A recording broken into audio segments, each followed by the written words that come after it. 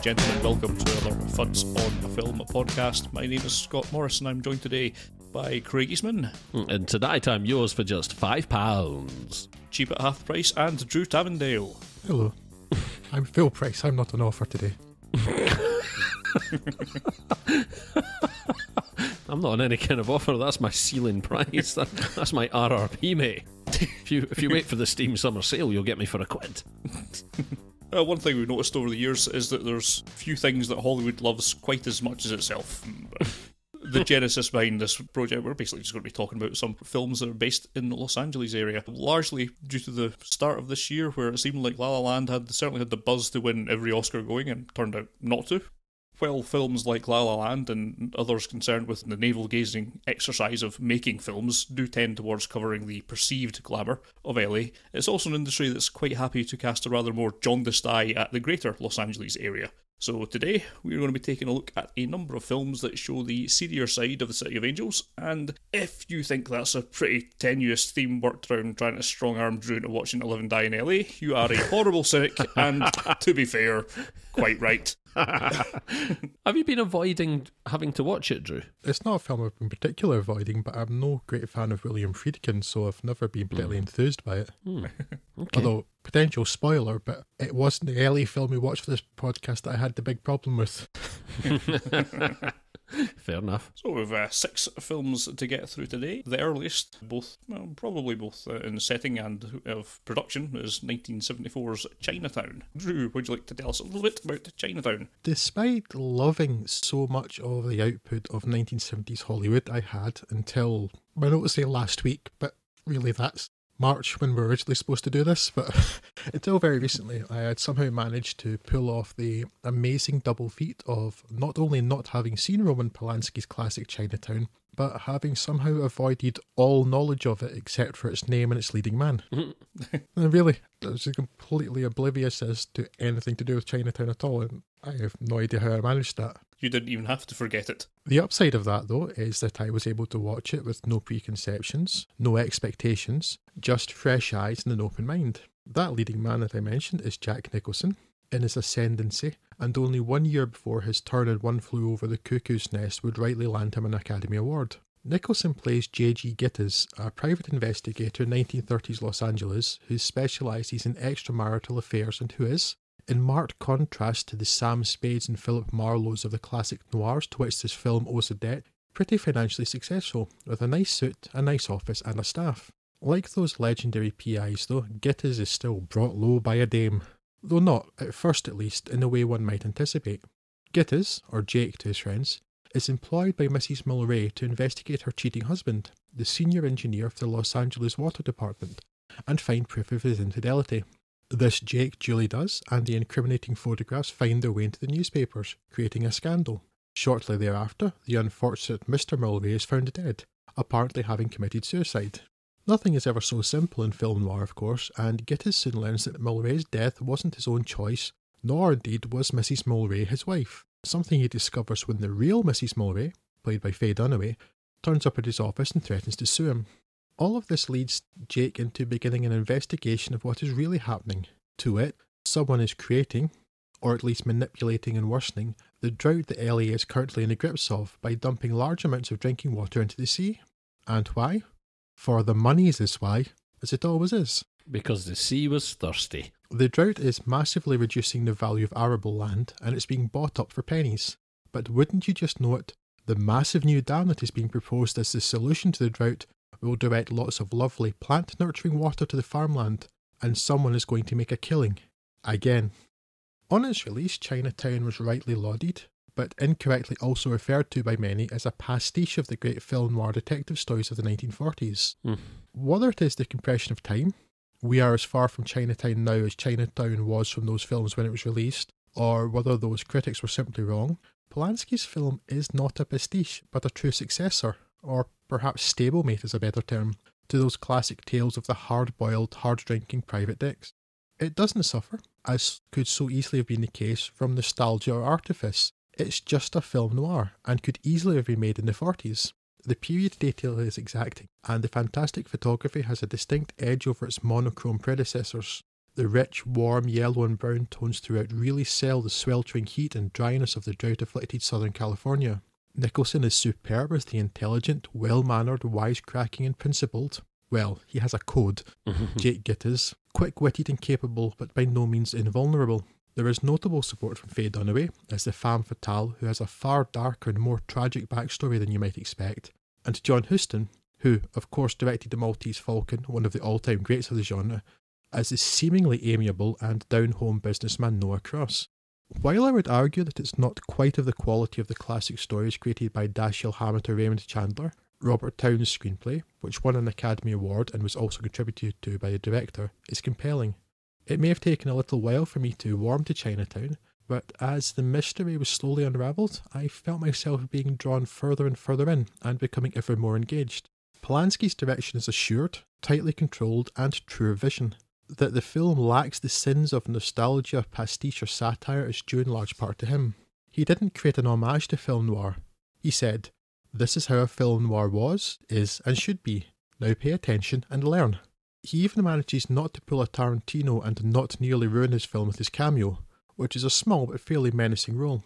Brilliantly acted, masterfully directed, engaging, intriguing, and remarkably so given the time at which it was made, post Bonnie and Clyde and The Godfather, refreshingly unsaturated by violence and guns.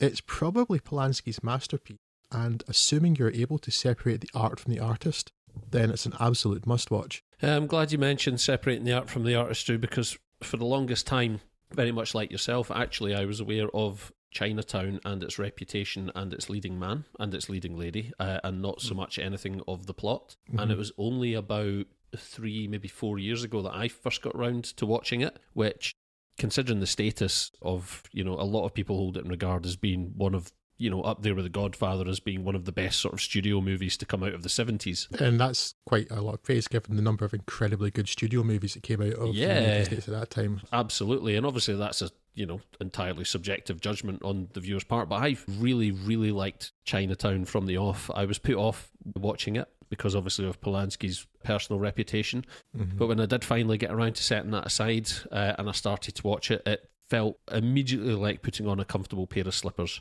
It's just a really easy film to watch, even though initially plot-wise it's quite complicated in its setup. You really do have to pay attention. The first couple of times, this is very much like the relationship I had with The Conversation when I first watched The Conversation. And at the first couple of times I sat down to watch Chinatown, I ended up falling asleep, which shouldn't be taken as some sort of judgment on the movie itself. But it was a very easy watch. I just wanted to mention, for the sake of any new listeners or listeners less familiar with Craig, Craig falling asleep during a film is not an indictment of any film at any point ever. He's quite adept at that particular skill. It's no mark of quality, no. No mark of judgment of quality, rather. Yeah, so I immediately found this to be a really sort of comfort food of film. It's so well produced, although it's so quite densely plotted for the type of tale it is. It just feels like Nicholson's performance kind of takes you by the hand. I love that his character is really quite ambiguous for the most part. He's not necessarily marked out as a great hero. He is just a private eye going about his job in a day-to-day way. Some of what he does could be construed as being morally dubious, but really he's just working toward an end. He makes no real judgment of anyone involved in affairs himself. He is just there to get to the bottom of things, certainly until much later in the movie, at least anyway. So it's probably... So I first watched it 3-4 years ago. It was probably about 2 years ago that I finally managed to watch it from beginning to end. And it really has. It's one of those films that I could probably quite comfortably, along with the likes of Goodfellas and The Conversation, I could quite comfortably have on repeat play for the rest of my life if I was forced to make a choice to do such a thing. I'm not sure under what circumstances that would be, but I would have no problem at all watching this film on indefinite loop for as long as was deemed necessary by whatever power put me in that rather bizarre situation that I've somehow envisaged for myself.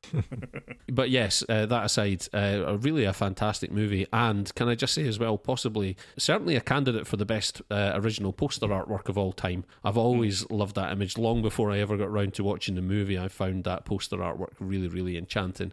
But that's completely by the by. A really fantastic film full of fantastic performances and a plot which is quite rewarding to pay attention to. And let's say consummately directed. Your feelings on Polanski as a man aside, a really fantastic piece of work. And I would say, yeah, definitely, of the material that I have consumed myself, definitely one of the strongest studio pictures to come out of arguably the strongest decade of movies. Yeah, they set up American cinema anyway. Yes, unsurprisingly, I completely agree. Another film, like Drew, I hadn't watched this until preparation for this podcast, again, because of Roman Polanski's extracurricular activities. And, well, it's just a tremendous film to watch, isn't it? Anchored by that tremendous central turn and the doggedness that Jake shows chasing this plot's through line and uncovering more pieces of the puzzle just makes this a very hugely engaging and really enjoyable watch. And it's a complex plot, but I never found it particularly confusing. It does actually do a really good job of explaining the various factions and how they're going to play off each other. It's nothing you're going to be able to predict, obviously, but once you actually see what's happening, it's like, oh yeah, okay, that makes sense. That makes sense, yeah. And there's no logic jumps or anything like that, or anything that just seems weird or out of place, you know? There's certainly mystery and intrigue, and yes, it's quite densely plotted, but at no point did I wonder what on earth is going on here in that sort of way of like, oh, this doesn't make any sense. And yeah, I did because I fell asleep for 30 minutes. Yes. As long as you're paying attention. But, there's no reliance on, Deus Ex. There's no. There are no sort of dog legs in terms of plotting or anything. It's just very, very well plotted, very well paced, and just a really intriguing story. Yeah, just as long as you're paying attention. And to be honest, I think if you were watching this, unless you're Craig, I don't know how you could not be paying attention, because it's completely gripping from...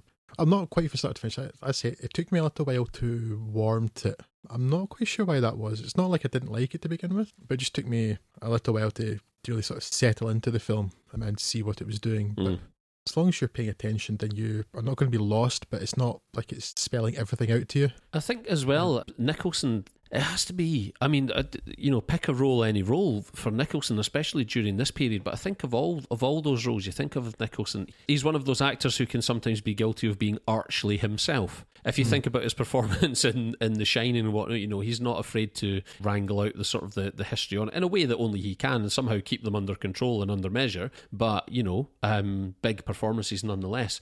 Here, this really feels like, especially from this period, one of his most measured performances. It's not necessarily a movie-stealing performance. It feels like his performance is weighted quite well against that of the supporting cast. Yeah, it's not... Well, measured maybe is a reasonable word. Restrained is perhaps the word. I mean, he's not... he can be on occasion, but he's not quite the scenery tour that someone like, say, Al Pacino is. Yeah. But he can have that sort of same flamboyance. Then, just as I said, it was only a year before One Flew Over the Cuckoo's Nest, and you see that, and it's a fantastic performance, but it does feel like, you think of Jack Nicholson, you think of that, or the crazy look in his eyes in The Shining, and this is so much more moderated, but it fits perfectly. If he had done something more outlandish, it would have upset everything in the film. Yeah. And it's so perfectly played, and maybe that's partly due to the director as well, because the rest of the direction is so good. But everything just works so well in this, and Nicholson seems to have pitched his performance just right, because there's no histrionics from him, and his character's really quite human, because yes, he's not a great hero, but he's not a bad person either. He has a code of sorts, and you see that he's not just a gung-ho hero that is not afraid of anybody or anything. He's sensibly afraid of some things. He's not invulnerable. Yeah, it's such a well-pitched performance. And very committed as well. It wasn't until rewatching it a couple of weeks ago in preparation for this recording that I was reminded, I really paid attention to, for example, the scene where he's caught in the runoff channel and he gets washed down the runoff channel. And in the one take, it's quite clearly Jack Nicholson and not a stuntman getting washed, getting washed down a weir or something like that and into a chain link fence and dragging himself out. And as he drags himself out, you're like, oh, it's not a stuntman, it's Jack Nicholson who's allowed himself to be partially drowned in pursuit of this role. That's commitment. I can't imagine he would do that for just any director. So I'd be interested to read more about the production of the movie when I have time to do so. One of those films about which I'm sure there's probably no shortage of lore and intrigue around the production of, but I'm not party to that at the minute. So just a very, very rewarding movie. So I guess that's enough of that. We can move on now, forward so many years to mid-80s L.A., the neon-tinged nightmare that is To Live and Die in L.A. When L.A. thought it was Miami. Yes, To Live and Die in L.A., which anyone who's listened to our podcast religiously, first of all, get help. But secondly, will probably have heard me mention To Live and Die in L.A. at some point as a personal favourite.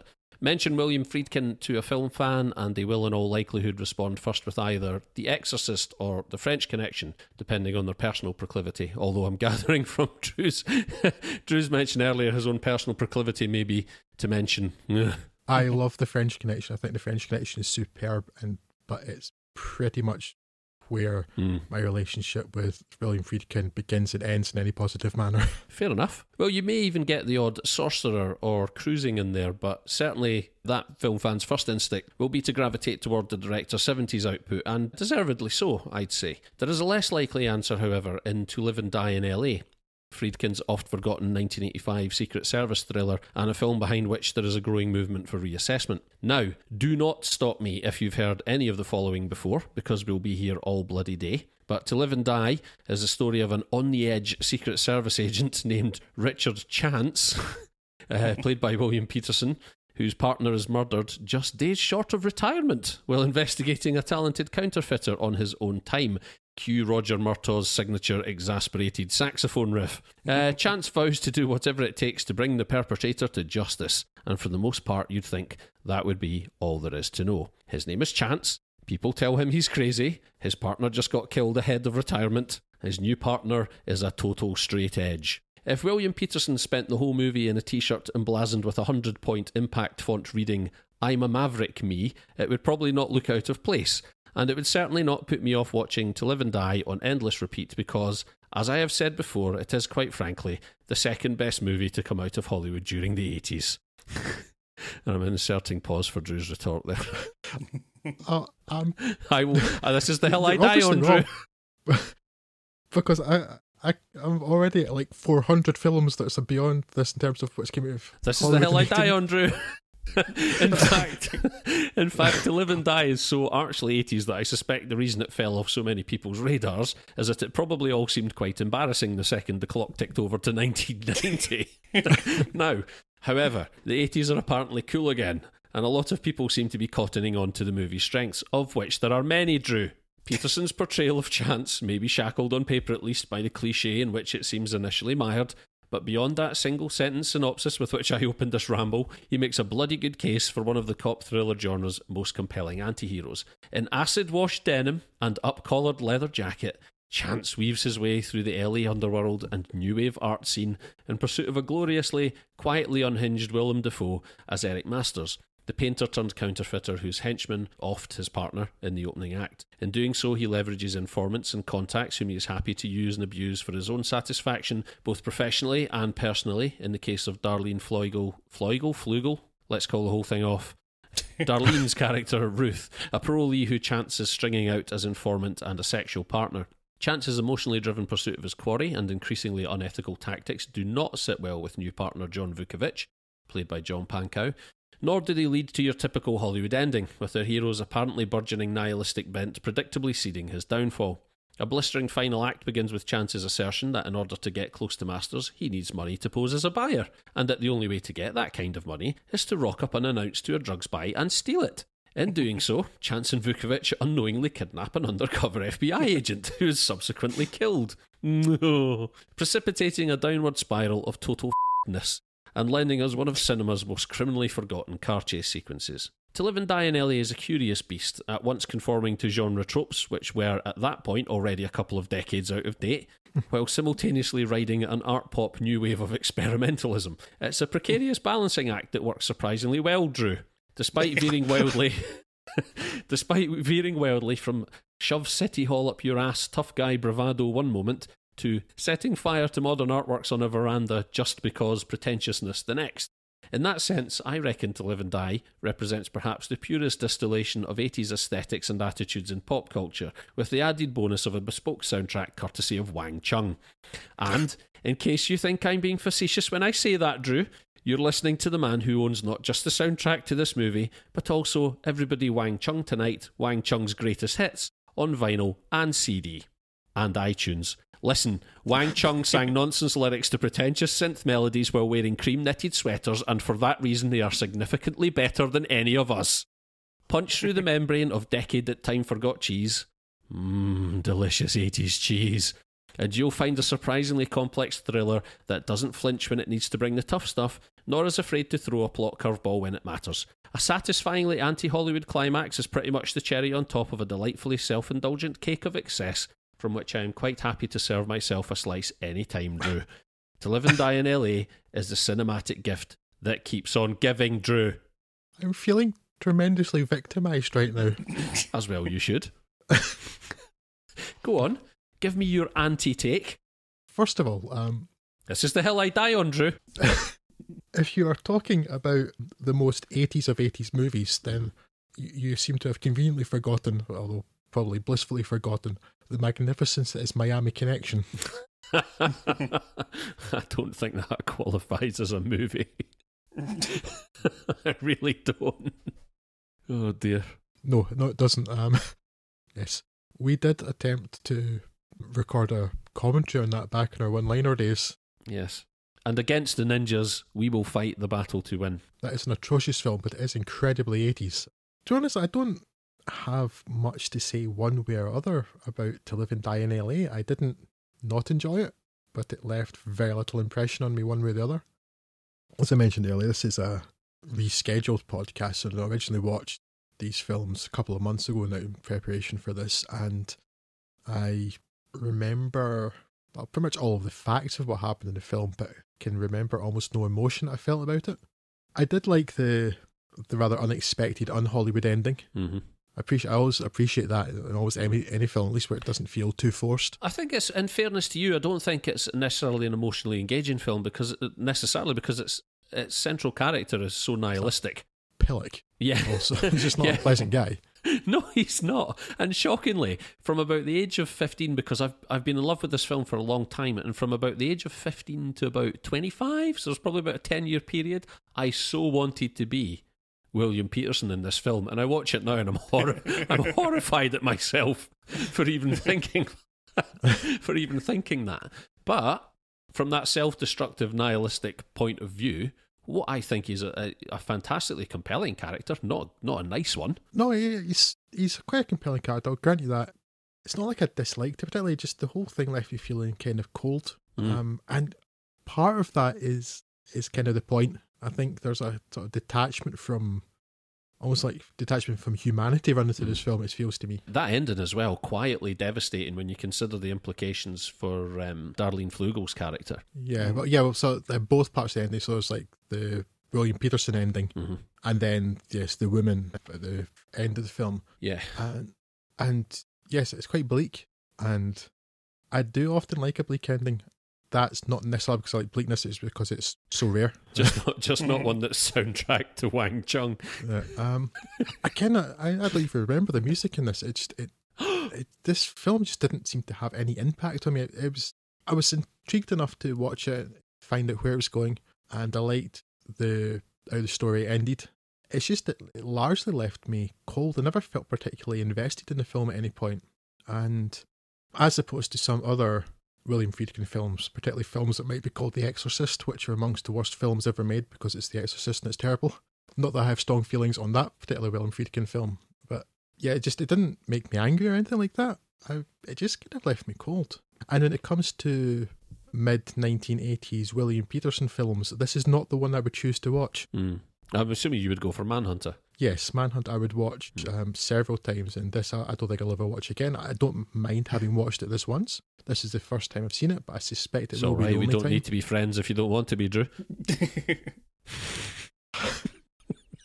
Craig, you spent your entire review of that abusing me, largely. It's the hill I die on, Drew. I'm not just repeating myself, but I do remember everything that happened in this film, but I remember pretty much no emotion associated with it at all, and it's not a bad film, and it's well made. I mean, I don't like Willem Dafoe in it so much. Willem Dafoe's he's a kind of strange guy. Sometimes in a film that kind of strangeness really works, like in Platoon. As Elias in Platoon, I really like him, and then other times he just feels so sort of alien to me almost, and that's maybe what I felt like in this film. I get that. Otherwise, yeah, it's a competent film, but it just didn't.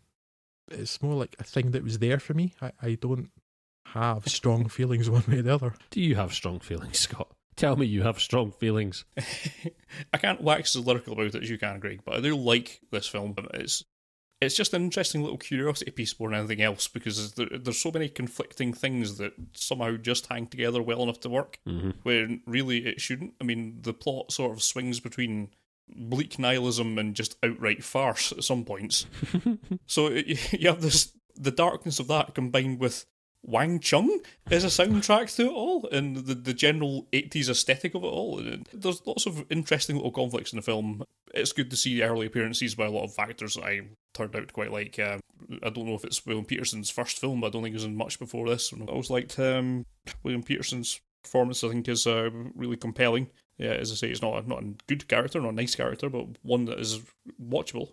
Defoe probably wouldn't have had much more credits to his name at that point, and I think his alienness does kind of work for me as the heel of the piece, because he's built up in Chance's mind as this boogeyman, and having him be almost otherworldly as part of what he's doing, and his just strange, arbitrary, pointless decisions that we don't really need to have any rationale. Why is he burning stuff? What was the point of that? But that works, makes him affecting. I buy that as the artist. The only part of his character that it took me a long time to reconcile was the part of the murderer.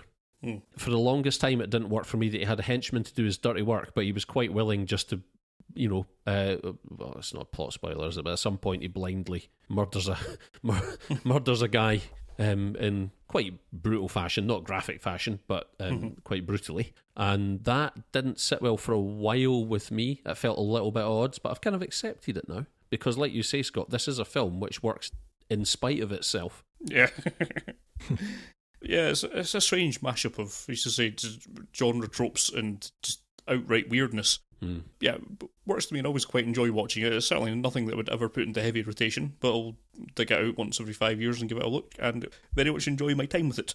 And I think the one thing, as you kind of touched on, that Friedkin doesn't get any respect for in this is some of the really good action scenes, whether it's either car chases or the on-foot chases as well. He does a really good sense of pacing and motion for putting those sequences together, and that makes it all the more enjoyable to watch. Everybody must Wang Chung tonight. You live, Scott. I'll see you in court, Drew. Can I ask, Craig, though, if this is what you consider the second best film of the 1980s, what's your favourite? Blade Runner. So you think this is better than Die Hard? I enjoy this more than Die Hard. That surprises me to hear. I think this has aged better than Die Hard. If I go back and watch Die Hard now, which, let's be honest, it's not exactly a chore to do, I do think it's dated more. Whereas I think this still feels that bit much more innovative because it swings so wildly from such reliance on just, from 1 second, absolutely staid tropes. And at certain points, dialogue that makes me cringe. Oh, I really like the rain. Yeah, it's groovy.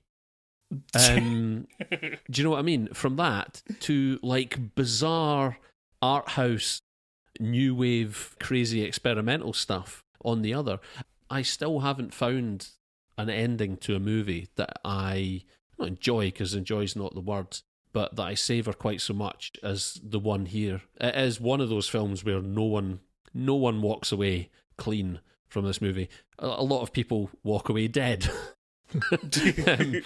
A lot of people walk away dead, and the ones who are left behind are either irrevocably changed for the worse. In specific, I'm thinking about Vukovic, John Pankow's character, or are trapped in an absolute personal hell. And I'm thinking of Darlene Flugel's character there. It's just such a downbeat, and again, enjoy's not the word, but I bloody love a downbeat ending. I get fed up of the hero saving it. I get fed up of the hero, frankly, and I'm more compelled by anti-heroes in that respect, not because I necessarily identify more with them. I'd be worried if I did. I might have thought I did when I was a teenager, but I understand now as an adult that I don't. But I relish that antithesis much more in something like this, and I just think it says something much more about the human condition, that in a set of circumstances such as this, guess what? Everybody comes out for the worst. I think that's a much more honest assessment than hero jumps in at the end of the day, shoots the bad guy, and survives with a flesh wound and rides off into the sunset. That's just not the life experience I think anyone has. I think in a set of circumstances where a police officer accidentally kidnaps an FBI agent because he's stealing drug money in pursuit of a murderous counterfeiter, I don't think that's a scenario that's going to turn out well for anyone. Yeah, it's not comparable in any way in terms of the content, but it's one of the reasons I have very little time for Lars von Trier. But the ending of Dogville makes me so happy because they just kill everybody. It's like, yes, there's no forgiving of people for the bad things they've done or anything. And I think I haven't seen Dogville, but yeah, that was my understanding of the ending of that. And for that reason, I keep meaning to catch up with that. You've just reminded me to put it on my watch list. Yeah, in terms of just talking about 1980s films, so it's neither Blade Runner nor To Live and Die in L.A. would be anywhere near the top of my favourite 1980s films, but apparently we'll see each other in court. And I'll challenge your To Live and Die in L.A. with my Cinema Paradiso and Akira and Art House Pap. And The Naked Gun. I'd much rather have a film that pretends to be art house at points. And Once Upon a Time in America, I will take your Friedkin and I'll raise you a Leone. Overrated hack. No, I think listen, I'm under no illusions. There's no objective argument for this to be made. For this to be one of the greatest films of the 80s. But it is the film that I enjoy the most after Blade Runner from the 80s. I hold it very dear, and I absolutely love it to death for all of its flaws, and it is still the second best film to come out of the 80s. And yes, that's that. We'd better talk about something else, because I'm going to get caught in an endless feedback loop here. I was just going to say, talking of the 80s, and thanks to our friends over the Magic Lantern podcast, I caught up in another 1980s film that I'd put well ahead of this too, which is Spike Lee's Do the Right Thing. So there are so many 1980s films better than this, but we know you're wrong, Craig, so there we go. Lies. I could count on the fingers of one finger the Spike Lee films that I've actually watched, which is quite a shocking admission. Is it the one that only won the 25th hour by any chance? It is. Which is fantastic. But yeah, I was going through my heavy Ed Norton phase then. I only just watched Do the Right Thing 2 days ago. I'd been, because they covered it and I didn't want to listen to their episode till I'd seen it. And I'm still not sure what to make of it, but it's a deeply affecting film. It's definitely one I would recommend watching. They do have a habit of picking good ones. They do. So I guess that takes us nicely to 1987's Less Than Zero, or if it doesn't, I'll just claim that it did and hope no one notices.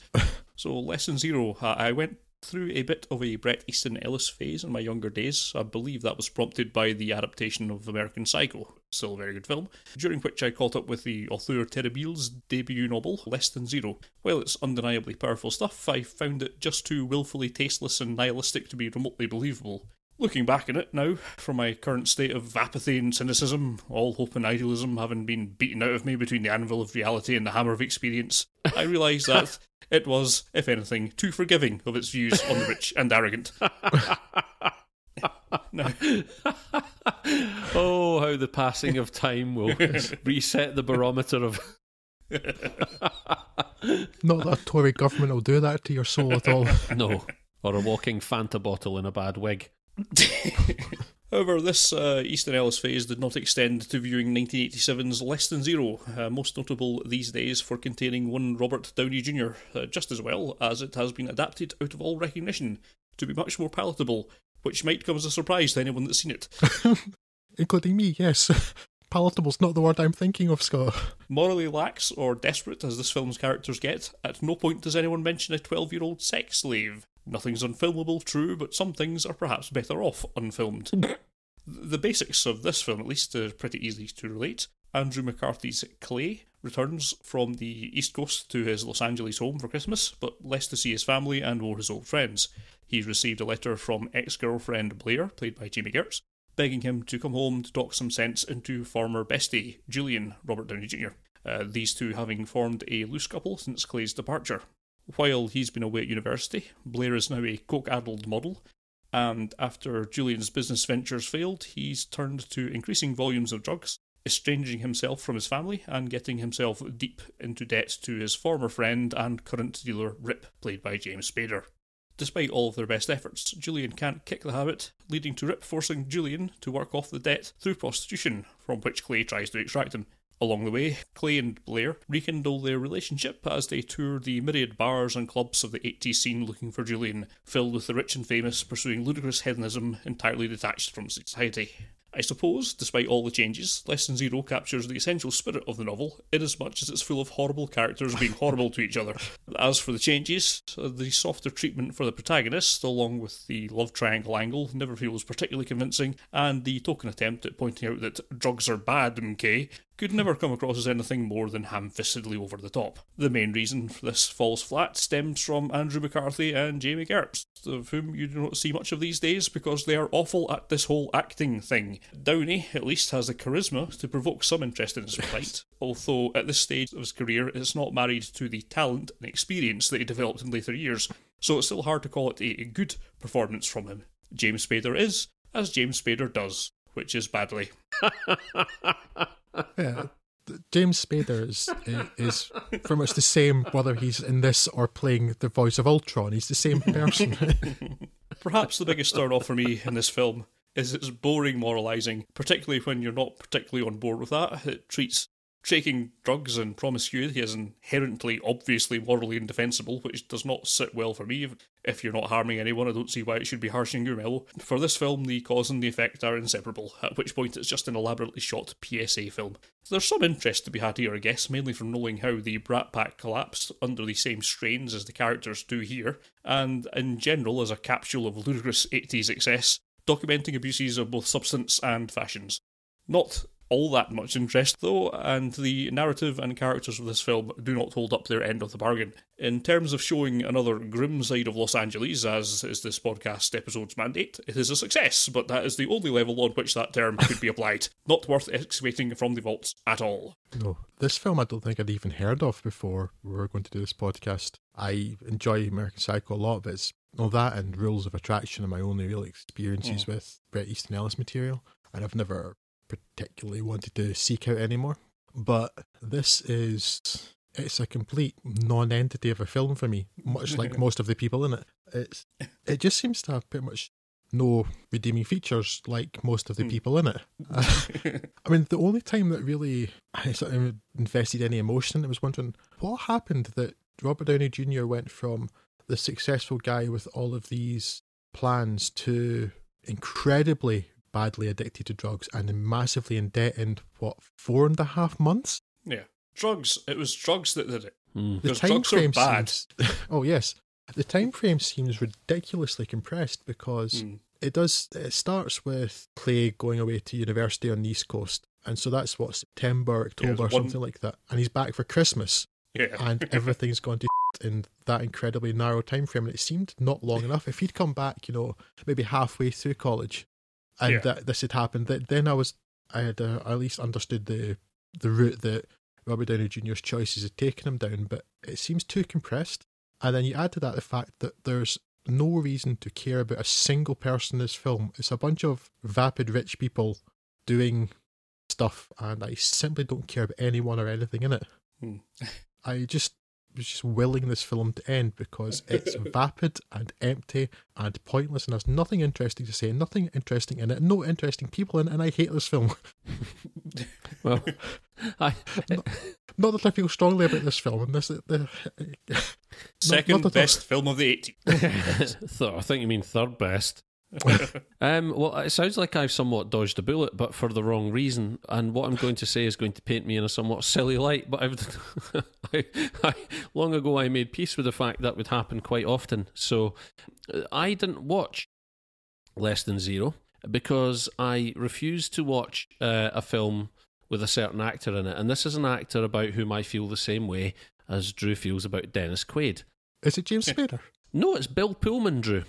And you'll be thinking to yourself, well, Bill Pullman's not in this movie. No, but he is in Zero Effect, with which I've only just realised 10 minutes ago I'm confused with this movie. However, given your assessment of it and the fact that for most films that aren't to live and die in L.A., I agree with both of you. Or I will take as written your judgment call on any given movie. I'm quite glad that I made a somewhat silly mistake there. Yeah, it's Full disclosure, I'm an idiot. yes, but it is it's short on you being an idiot this time. Well, it's the first time it seems to have paid dividends. Yes. Yeah, Scott has mentioned Robert Downey Jr. Because he doesn't have the acting experience or the life experience actually with his own drug problems, which I think he's brought to bear in a lot of his later work. He doesn't have the acting experience to really add anything particular to this film, but there was some sort of innate charisma is probably the best word, that at least generates a bit of sympathy for his character in this film. And there's some ability there that if there's anything that's good in this film, it's like you can see that even then there's some promise in Robert Downey Jr.'s ability. Yeah. Although the irony is, now looking back, is that he would basically be in the same position that his character is here. Yeah. And fortunately got out of that. But beyond that, it's so vapid. I mean, and a good half of me wonders whether that's the point. It's an indictment of the rich people of Los Angeles that it's so vapid and empty, but it doesn't make for an enjoyable watch in any way, shape or form. Well, it's a sort of cast that doesn't need a director as much as it needs a woodcutter, isn't it? Yeah, very much the runt of the Easton Ellis litter, and at least as of about 15 years ago, I suppose. I'd read pretty much everything Ellis had done, and I kind of like it, although he does seem to be writing the same story over and over again, but I don't mind that so much. But yeah, this adaptation in particular has shaved off enough of the rough edges of the novel to make it sort of semi-filmable, but palatable. Should not have bothered with it, really. No, it's taken anything interesting that I had to say, apart from the L.A. scene in the 80s was a bit vapid. And that doesn't really... Well done, you've captured that. Yeah, well done. That one sentence has been dragged out to 100 minutes and and ruined all of our lives in the process. So thanks for that. A stunning realisation, faithfully rendered. Yeah, I've dodged a bullet there, haven't I? Yes. So I think that's all we really need to spend on Less Than Zero. Yes, because it's a well-named film. Yes. It really is. So that brings us on for a bit of a jump to Boyz in the Hood. Yes. Now, as much as I may curse Scott for having brought Less Than Zero to my attention and made me watch it, he does drive us with a whip, not even a metaphorical one. He does make us watch these. He's a bad man. I welcome the chance to watch Boyz in the Hood again. I had always been very, very fond of this film, but it had been a shockingly long time since I'd actually seen it, and I am delighted to find that it's every bit as good as I remember it being. Written and directed by debutant John Singleton, Boyz in the Hood is the tale of three adolescents growing up to become young men in a neighbourhood of south central Los Angeles at the beginning of the 1990s. The boys are half-brothers Ricky, Morris Chestnut, and the Doughboy, Ice Cube, and their friend Trey, Cuba Gooding Jr. Ricky and Doughboy live with their mother. Ricky is a promising athlete, but his chances of earning a scholarship are made difficult by his lack of academic prowess and the fact that he already has a child of his own. Doughboy is a recidivist who spends the time when he isn't in juvenile detention drinking on the front porch with his friends. Across the street, Trey lives with his fearsomely named father Furious, played by Lawrence Fishburne, though his life is more conventional for his age, trying to do his best in school and trying to do his best with girls. We meet the boys first as preteens and see Trey fall foul of his mother's promise to send him to live with his father if he misbehaved at school again. The disciplinarian sets out the rules for his son, but it is clear from the outset that he wants the best for him. After an establishment of the friendships and the nature of the hood, we skip forward 7 years, and Trey is now nearing the end of high school. He is still friends with Ricky and Doughboy, and has a job, a girlfriend, and, hopefully, a future. The realities of life in the hood, though, will come to affect the three friends in very different ways. Boyz in the Hood can in some ways be considered a war movie, with the largely white LAPD as the occupying force. Helicopter searchlights and gunfire have become a way of life. So inured to their presence have become the inhabitants of South Central that the regular rattle of weapons fire is an irritant that stops you from doing your homework, and not something to immediately send you diving for cover. But there is certainly still fear and danger. Plenty of that. and it is through this war zone that Trey, Ricky and Doughboy must try to safely navigate, and avoid the roaming dangers of gangs and perpetual temptations of drugs and violence. Director Singleton could easily have taken his story of these young men one of two ways. He could have glamorised the violence, which at the time of its release it was dismissed as doing, by those unwilling to take the time to watch it, obviously. The presence of NWA star Ice Cube probably didn't help that perception, as NWA's raps, full of righteous anger and polemic as they can be, do often glorify gangster life, and not just on a superficial level. But he didn't do that, and the violence is presented as a matter of fact. Alternatively, he could have made a preachy morality tale, but he avoided doing that also. Lawrence Fishburne's Furious could be seen as a preacher, particularly given that he is the singular father figure, a role conspicuous by its absence in the life of almost every other character in the film, save Trey. But the passionate Furious is also a realist, and simply tries his best to raise his own son and equip him with the tools and knowledge to survive in the world. While clearly he has compassion and concern for Ricky and Doughboy, he feels no responsibility.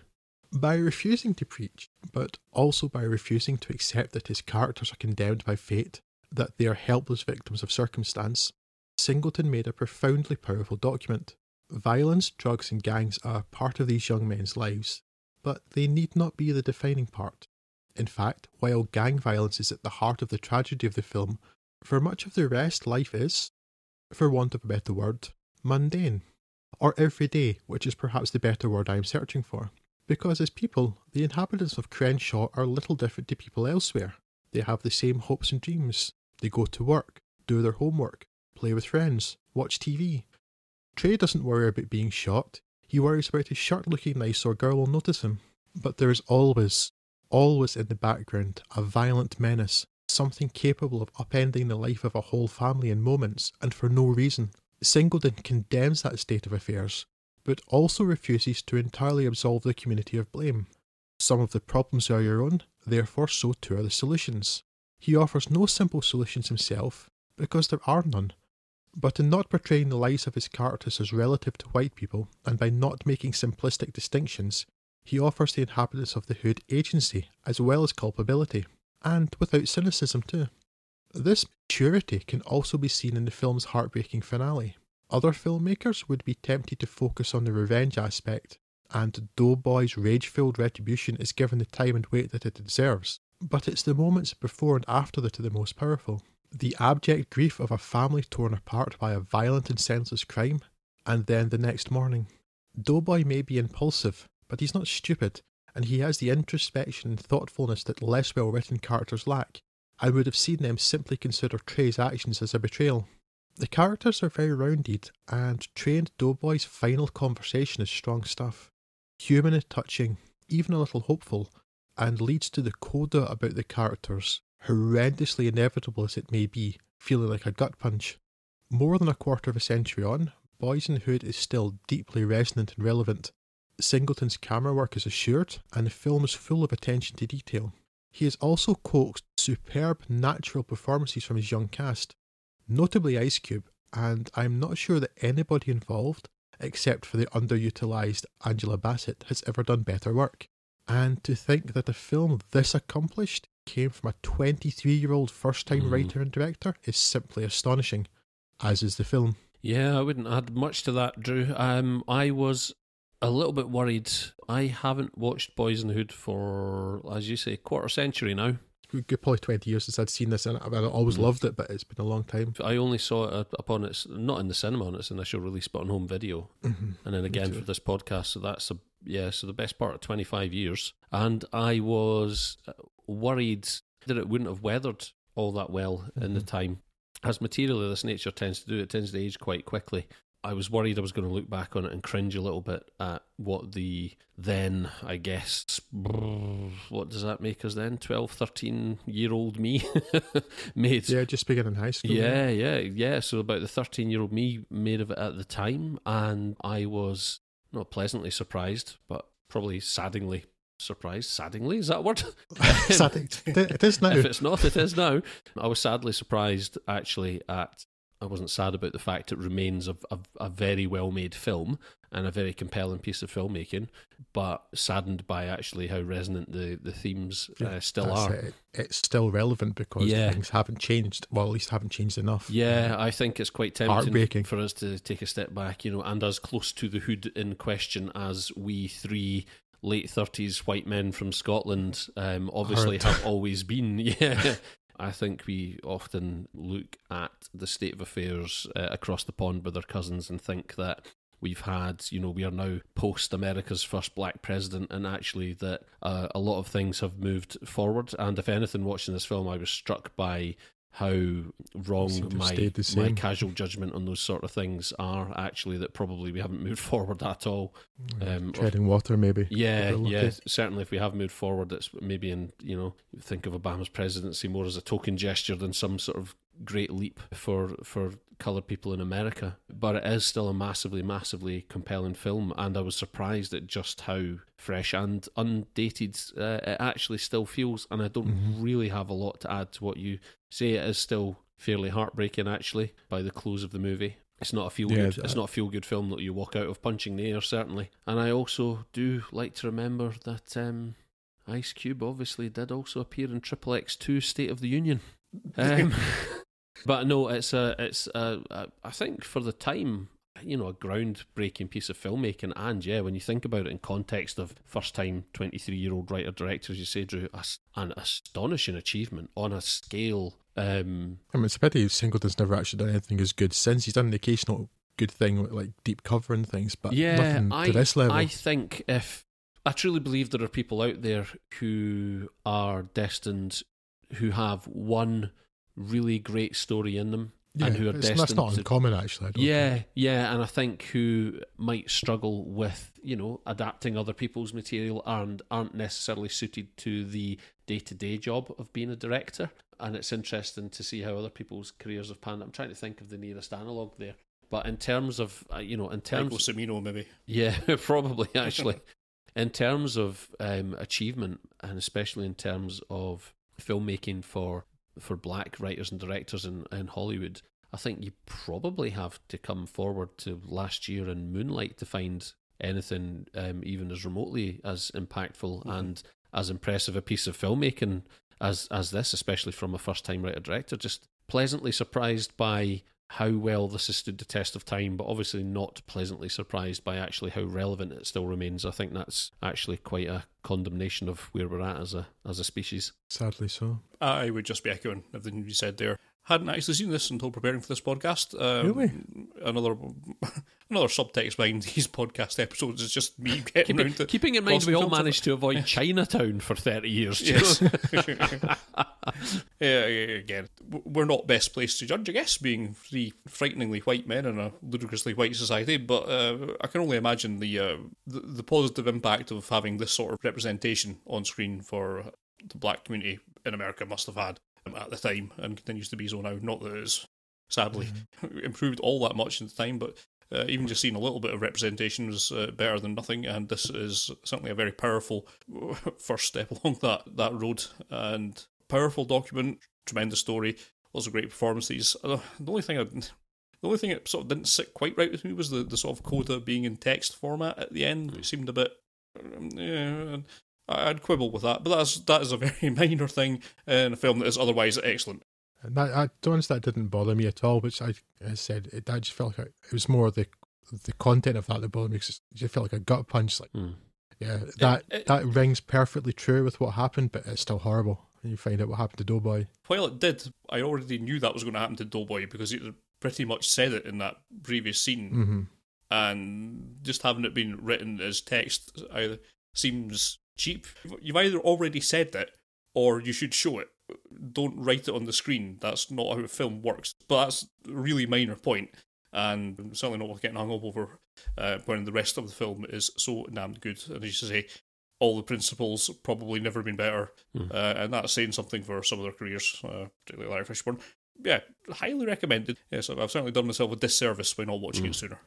I think the only thing I would add to that, from anything that I have, other than my ability to assess films objectively, having improved over the years since I first saw this film, is that, and again, at the risk of boring everyone to death, my perception of a great many topics and a great many things has altered massively since I became a parent. And what I would say about watching something like Boys in the Hood now, I've never been into space and flown around a black hole, but I still, like Matthew McConaughey did, but I bawl my eyes out at Interstellar. As a parent, when I watch something like this now, I think, despite obviously how far removed my own situation is analogous to the characters in this movie, and I'm not really at risk where I am of my children growing up to become gang members and getting into gunfights with similarly aged children in the streets. I'm not at risk of that. I'm in a very privileged position in that respect. But when I watched Boys in the Hood this time round, it terrified me more than any horror movie that I happen to have watched in recent memory. Yes, so I would add that. Yeah, so why did I mention Deep Cover earlier? John Singleton didn't do that. I did wonder when you said that, but yes, I think know, the maybe Lawrence it's 'cause of Lawrence Fishburne Fishburne. connection. Yeah, yeah. So just you can. That's what was missing from Boys in the Hood. Jeff Goldblum.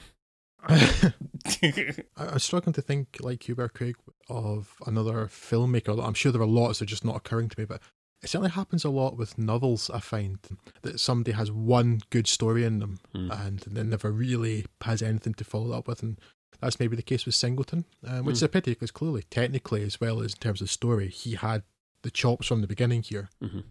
It's interesting to compare him to Spike Lee at the time too, because Spike Lee was his mentor and something of a hero thing, and actually helped him get his films made when he was working at USC or studying at USC.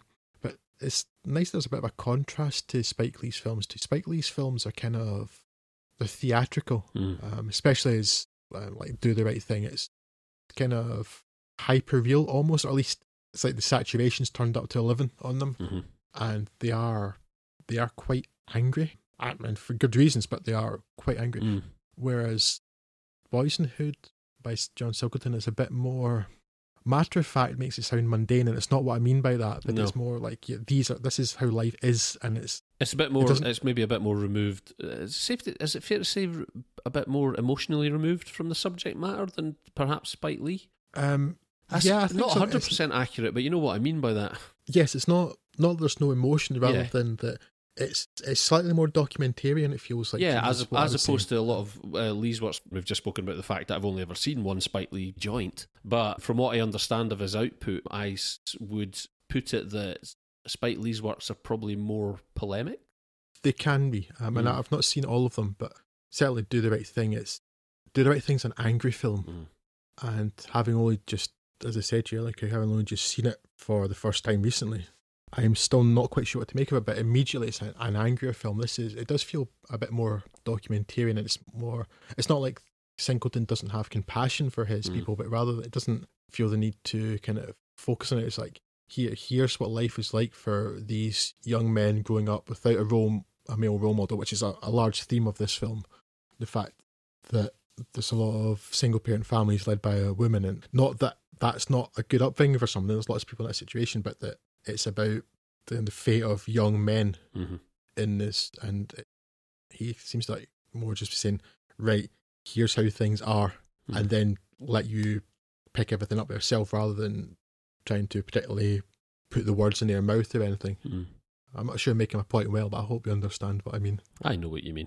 Certainly the way the culture is presented here and in Moonlight as well is a fairly macho culture, and not having the male role models to perhaps guide you through that is maybe giving you a bit of a not the best steer into navigating those waters. Being trapped in a cascading feedback loop of testosterone is not a good. Yeah, that's it. Because you have, it's if a need to prove your machismo or something, because that's what everybody else is lacking. A figure like Furious, who he's quite strict, but he's not without compassion, and he does want the best for his son, and he's tries to put limits on it and teach him the right thing.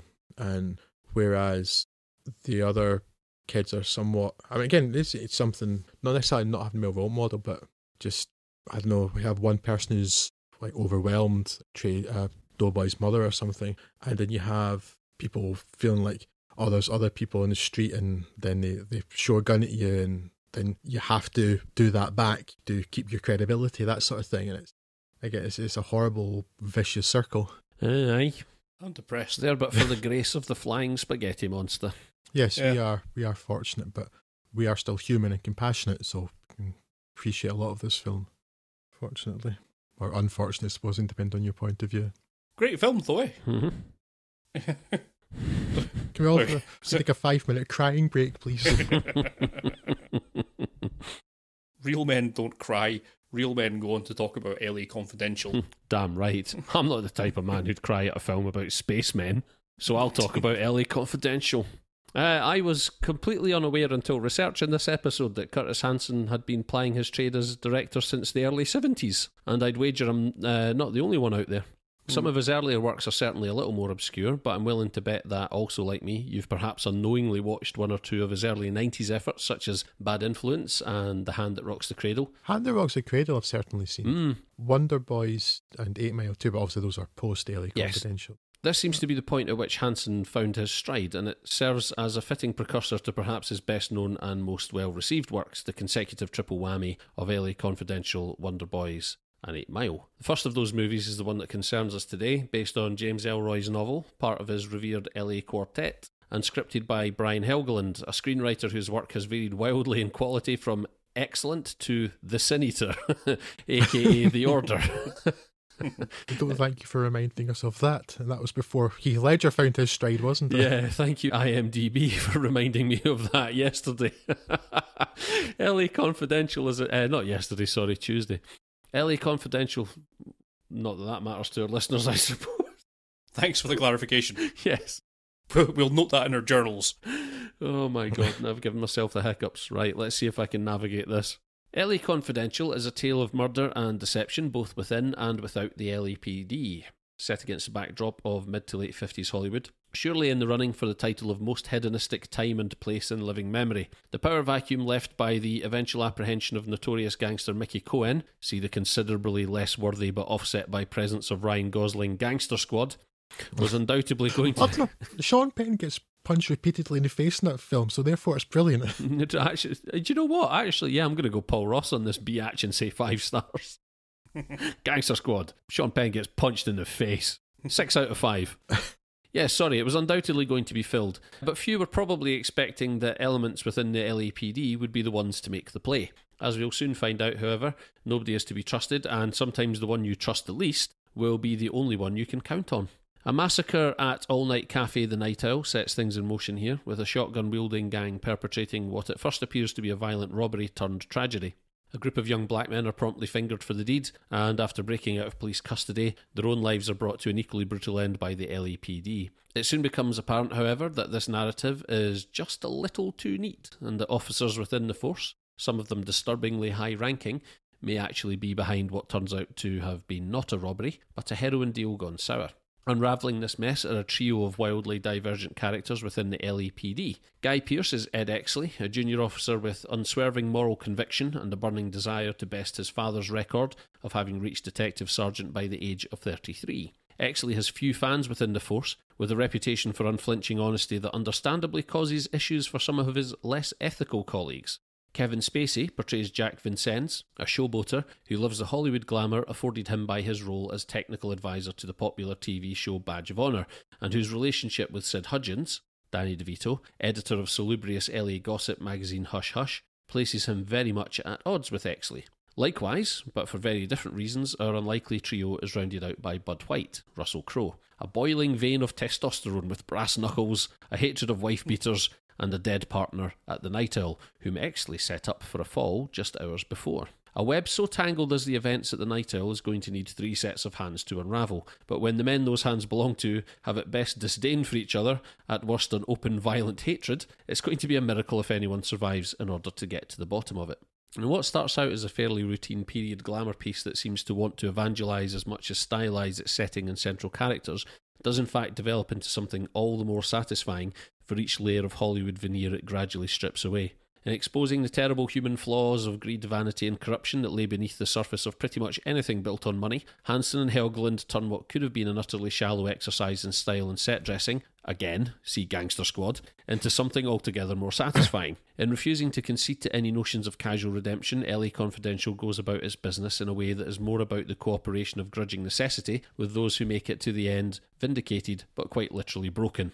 It's a refreshing change to the usual tale of daring do and guns a-blazing macho antics one might otherwise expect. Again, see Gangster Squad, and it is aided no end by a main cast. Don't see Gangster Squad. Yeah. We're joking. It's aided no end by a main cast composed entirely of stars in the ascendant, backed up by fantastic supporting turns from DeVito, James Cromwell, Kim Basinger and Ron Rifkin.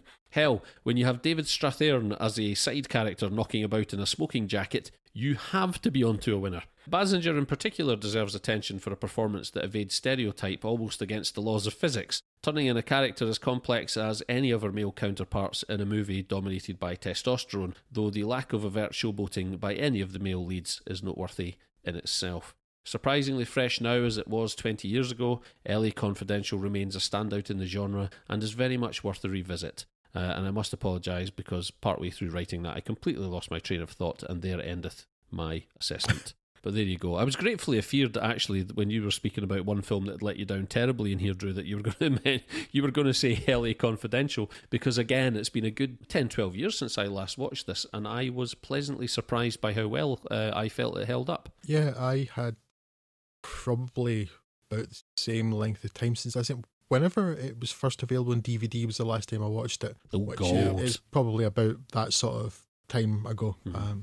That was the same. I'd seen it before, but I'd seen it before so long ago I couldn't really remember any of it. Yeah, so. yeah. I certainly hadn't remembered Kevin Spacey's last scene. No, I didn't remember that either.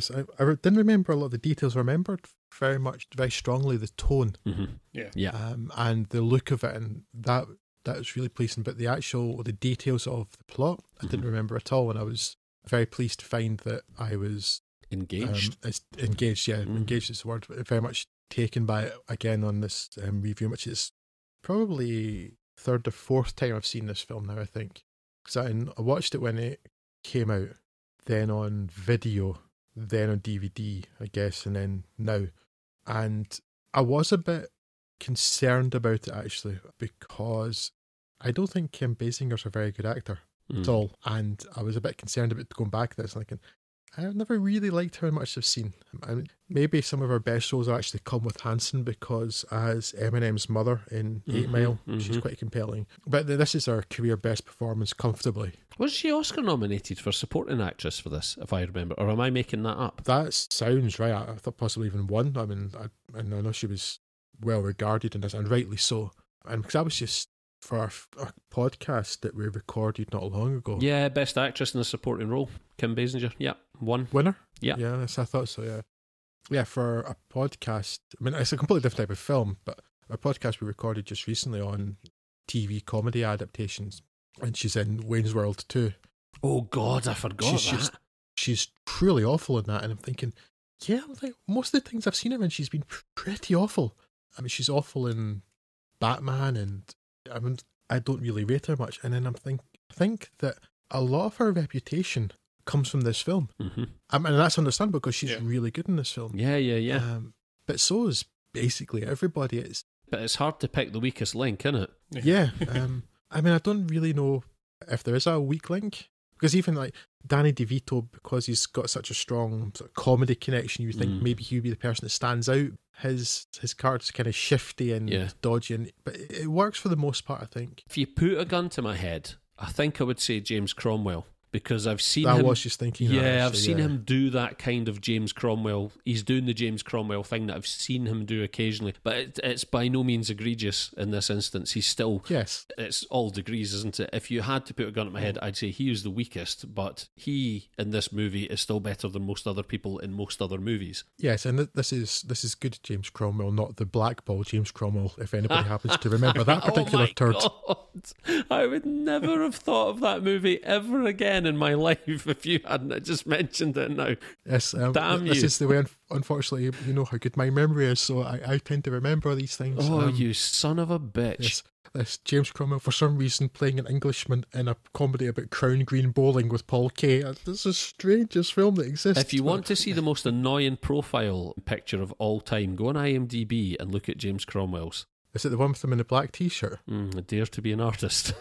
And that hat. Oh, that hat. That hat makes me want to punch him. That hat makes me want to fold him into that hat. I think the worst part is the sort of semi-selective colour thing that's going on there. Yeah, so they're trying to desperately draw attention to the hat, despite it being the worst hat. Your first day using Photoshop and you did this. I see him wearing that hat and really, really I want to take out one of the warm tortillas that's clearly in it, then punch him in the face. Stop wasting tortillas, Cromwell. There's kids in Africa who haven't even seen a warm tortilla. It's a really good film. To get back to the actual point we're talking about here, and not James Cromwell's terrible IMDb profile pictures. I think as a noir, it's not as successful as Chinatown. But there's not much between them. It's a very successful film. It shows the seedy underbelly of Los Angeles. I think, is it fair to say, I think my assessment of that would be because of the subject matter, it's necessarily a little bit more glossy than something like Chinatown. Maybe, and because it does actually involve actual Hollywood too, and with Kevin Spacey's character too, there's something of that. I mean, the only thing I don't like about this film, and it's more just because I don't like this thing in real life, and this film maybe just reflecting it, but it's the whole notion of the police officers hating people who are informing them, they're calling them rats and stuff, and I despise with every fibre of my being dirty police officers. I think they should basically be burned alive, and that trend you get in films of like, oh no, Ed Exley is like, oh, he's this terrible person because he's informing on people and stuff. And it's like, but no, how about a police officer actually involved, being a police officer involved in upholding the law? Wouldn't that be nice? And that's more just a personal beef I have with dirty cops rather than it being a problem with this film. It's just this film reflects that particular trope in movies of, oh, he's the bad guy, he's the outsider. I'm like, well, why should he be? Try not being a dirty cop, that would be nice. And maybe it's just so bad here because almost everybody seems to be, but it's got this really compelling central mystery. I mean, that's the one upside, I guess, to having waited so long to watch it again, is because you tend to forget the details, so you can enjoy the mystery again. I think on a very quick rewatch, then it's going to lose quite a bit because you know what's going to happen. I think it's interesting what you say about Exley's the character of Exley there, Drew. I feel like, if I think about it, I feel like the fact that he is obviously morally very committed to his job and his dislike for dirty cop stuff, I think that almost would have been enough for that character. I almost feel like the career animal in him was an aspect of that character that was added because I want to say it feels like that was almost shoehorned in there because it feels like, well, he still has to have some kind of a flaw. Does that make sense? I don't. I know what you mean. Yeah, I'm not sure, but yes, I understand. But it's like, does he have to be ambitious and righteous? Could he not? Could he not just have been righteous? Yeah, and think that maybe feels like he should rise because he's like not being dirty or something. Yeah, I mean, again, we're talking fairly minor flaws when the rest of it is so good. Yeah. It has one of the best ensemble casts I can think of. Only the likes of something like Tinker Tailor Soldier Spy has this sort of consistent level of awesome cast, including from people you wouldn't expect it from, like Kim Basinger.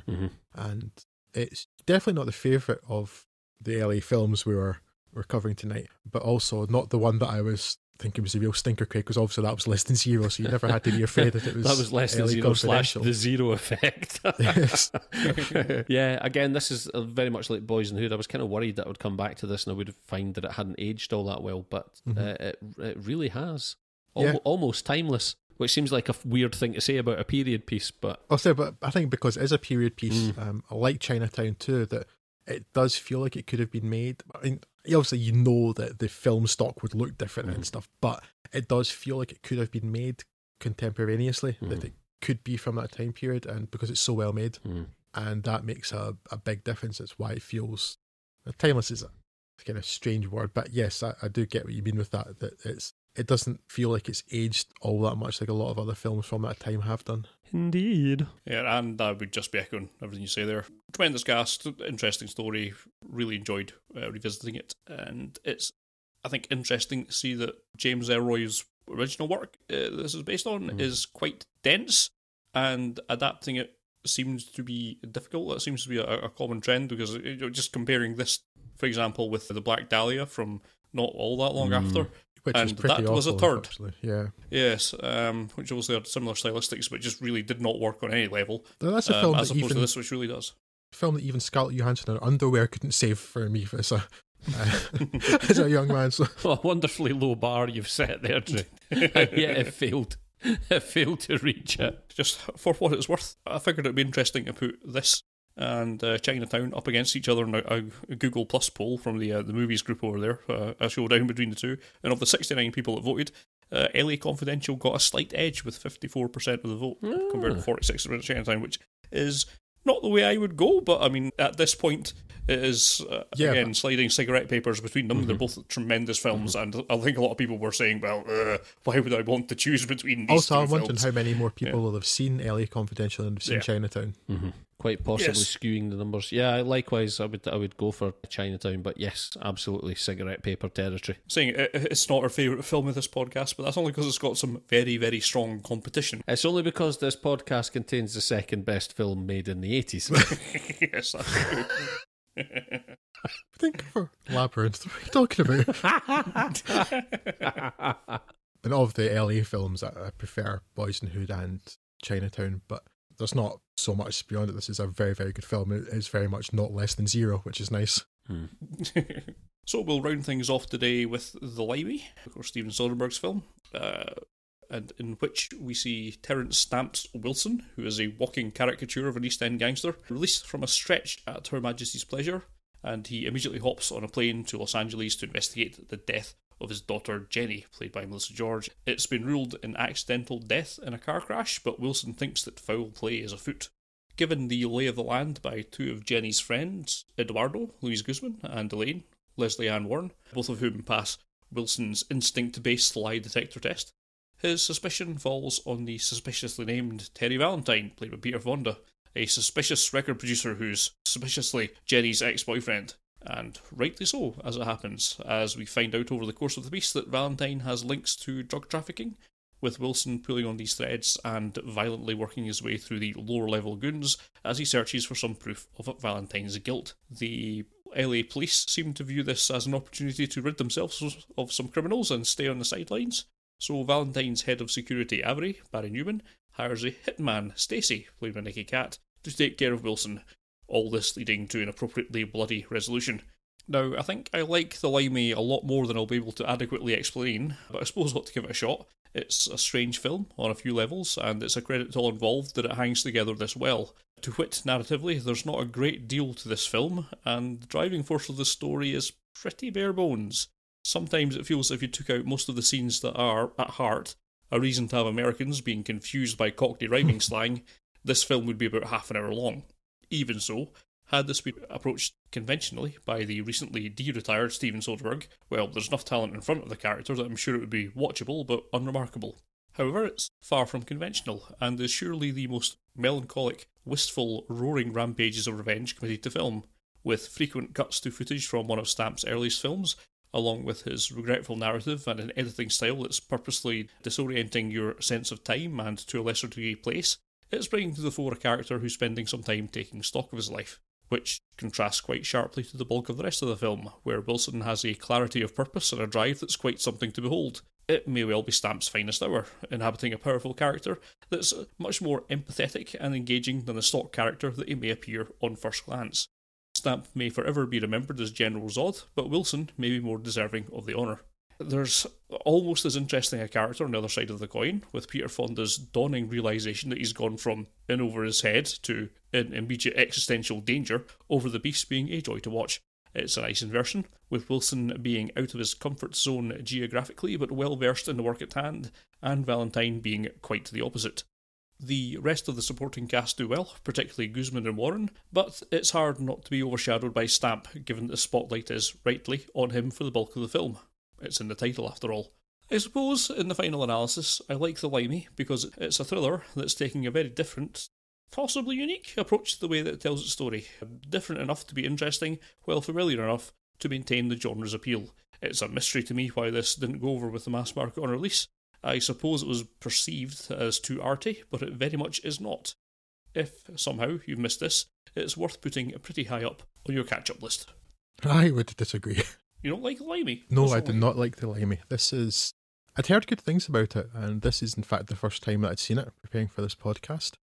And it kind of rubbed me the wrong way from the first scene. First one, and it's weird, Terence Stamp was raised in the East End of London before moving to the West End, somewhere West Ham. And I don't know whether maybe he lost his actual Cockneyish sort of East End accent when he went to drama school, but all of his accent in this film felt really forced, which took me out from the start. I mean, maybe that's wrong, but it didn't feel natural to me, that accent at all. Then there's the thing you mentioned, Scott, about the film having so many bits of, so many scenes that involved people not understanding the Cockney rhyming slang. And I despise Cockney rhyming slang anyway, but just when it's an entire film full of, oh, what's this strange Englishman saying? And I simply didn't care, and I wanted all of those bits to stop, and they didn't stop. And finally, and I just found I didn't really care about any of the characters in it. And if you don't engage with the characters, there's not a lot you can do. And I didn't.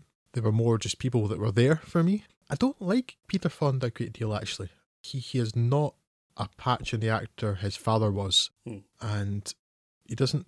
It's annoying because he sounds so like his father. And it's like, but you sound like a cheap knockoff of the great Henry Fonda. You're a cheap knockoff of your dad.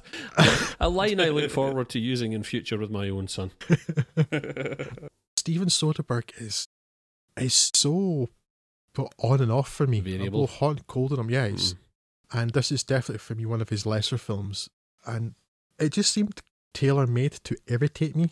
Because there's the constant talk of the Cockney rhyme slang, which is, I hate it. Anyway, I've never liked it. Most of them just sound so stupid, those phrases. But when you have half of your film involved with him saying these things like, listen to this strange Englishman, what's he saying? We don't understand it. Yeah.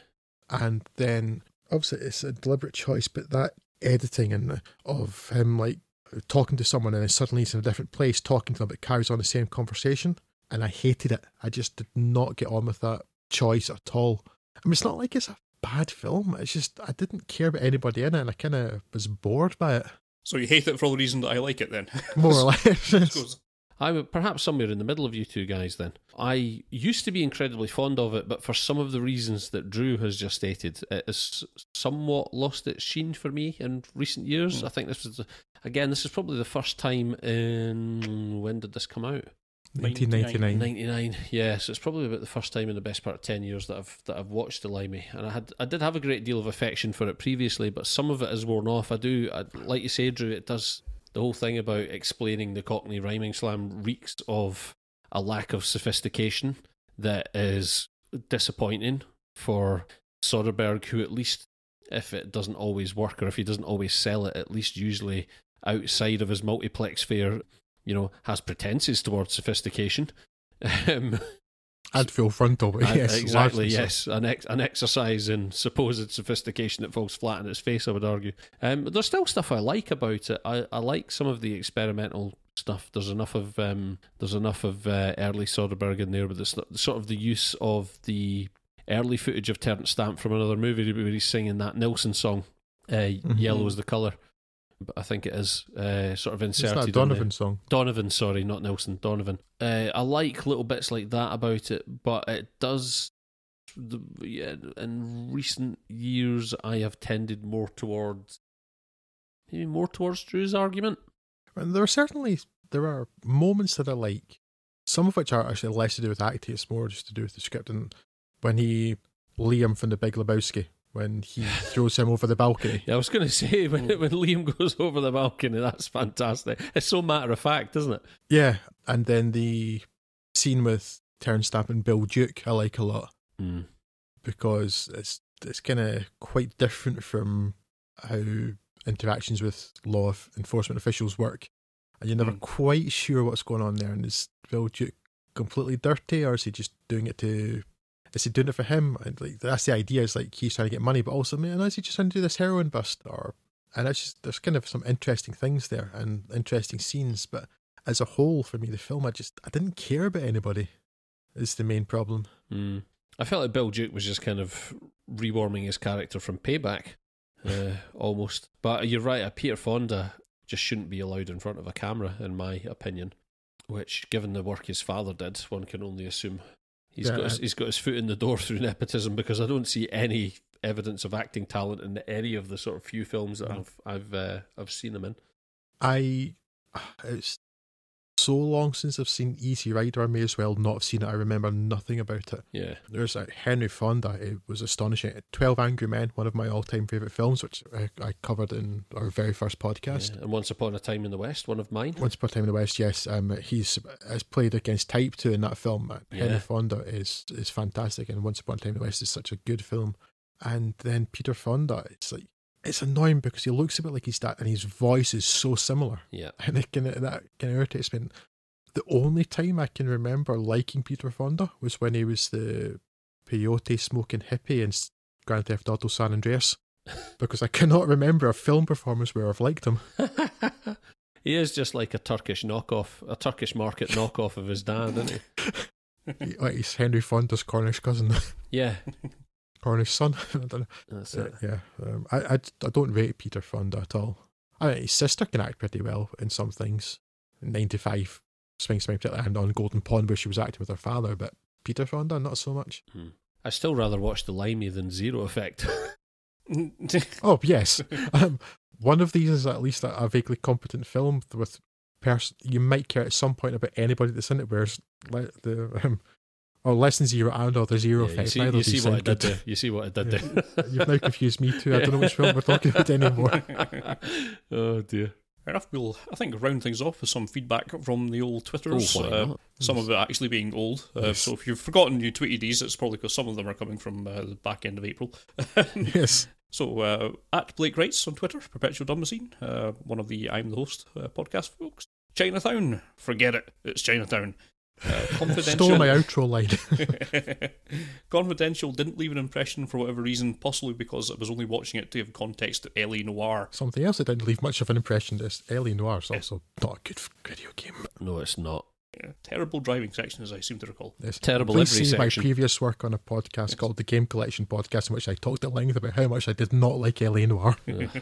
And Lawrence Fishburne gives one of my favourite movie dad performances in Boys and Nude, which I thought was pretty solid all round. Certainly agree with that. John Page, at Jurassic Pug on Twitter, add Escape to LA from the list and then we'll talk. But that's a sequel. Escape from New York's a classic. That's what you really need to talk We about. may get round to Escape from LA at some point. There's a number of angles you can attach that. Yes, Either you're on your own there. I've seen Escape to LA and I won't be watching it again. That's either going to fit into either a Carpenter podcast or a podcast on just wildly disappointing sequels. Yes, I think definitely the latter would be a good home for it. No, we should do a podcast about great CG sharks. Yes. Also, we have feedback from our friend Matt Toller, at mtoller on Twitter, who said that LA Confidential is on my short flawless films list. Exley's reaction to Smith asking about Tomasi is among my favourite single shots of all time. And also he says, no Predator 2. Well, as you know, Matt, by now we have covered Predator 2 very recently. So you're... The quintessential Gary Busey and tinfoil movies. There's no stopping what can't be stopped, Matt. It's a Humfredo, at Humfredo on Twitter. Heat is the quintessential LA 90s movie. My dad lived there at the time, and it captured perfectly the smog and rudeness, also Collateral. Well, we'll certainly cover Heat and LA Takedown in our next podcast as a compare and contrast, so look forward to talking about that quite soon. Collateral, I do love quite a lot. Collateral, I really that's like. A very good shout. Probably my favourite Michael Mann film. Are you on drugs? Michael Mann's output for me is not as great as I don't think it's as great as everybody else thinks it is. I do like Collateral a lot. Yeah, I don't. Yeah, I don't think. Necessarily. The majority of his output has been fantastic, but I'd argue Heat is an almost flawless film, and I am baffled that you would put Collateral before Heat. But we will talk about that in another time. Okay, I guess this was just his list of favourite films set in LA, but a tweet from Stephen Nelson at Scott's Actor on Twitter, who just gave us a list of films. Again, as I say, guessing that he's his favourite LA films. Nightcrawler, which is superb, and clearly the successor to Taxi Driver. I think Nightcrawler is superb. Yeah. Mulholland Drive. Yeah. Craig and I certainly both think that's superb. I think Scott thinks it's pretty good as well. The Big Lebowski. Yes, obviously one of my all-time favourite films. Boogie Nights. Yeah. Which I did like. I have not seen Boogie Nights in a long time though, so I can't really speak strongly about it. I remember liking it a lot, but it's such a long time since I've seen it.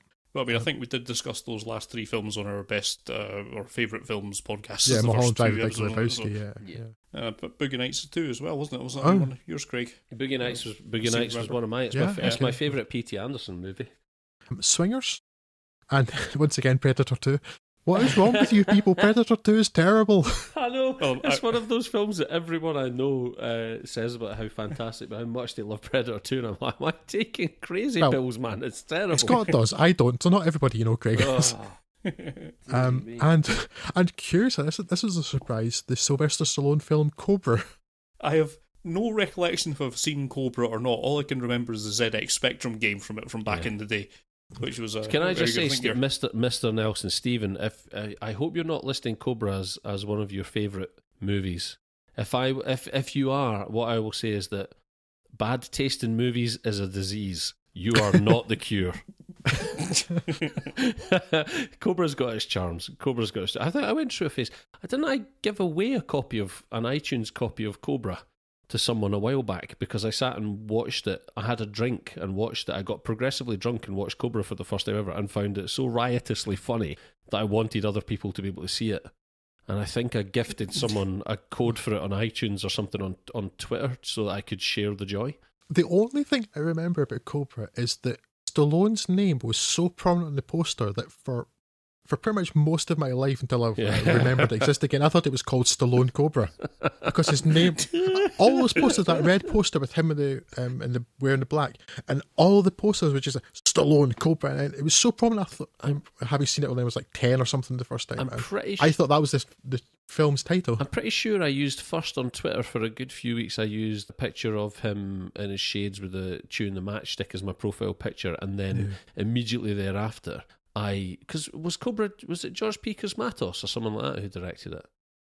I know. It's a directorial treat. I mean, early in there's a thing where cut to music, it just randomly cuts to like a close-up shot of a toy robot, and I used the toy robot. As you do.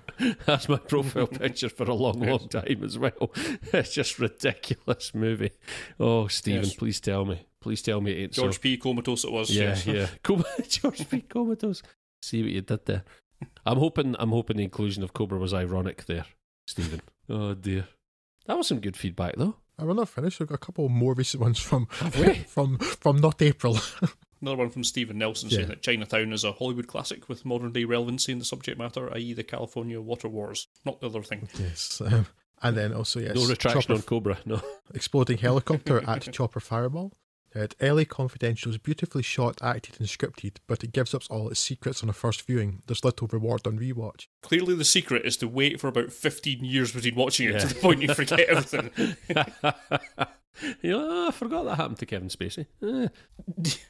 Right, that's quite enough about L.A., I think, at least for 10 days until we start talking about Heat and L.A. Takedown, as previously mentioned. So yes, look forward to that. Until then, if you want to give us in touch either on that or any of the other subjects we have mentioned today, please do so. You can do so on Twitters, that's at FudsOnFilm, on email at podcast@FudsOnFilm, or through Facebook at facebook.com/FudsOnFilm. It's easy, just do it. We'll be back with you in 10 days, but until then, take care of yourself and each other. I've been Scott Morris, and I'm saying goodnight.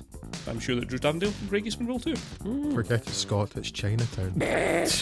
I decided earlier to use that, I'm still going to use it. Can I say thank you for buying me for £5?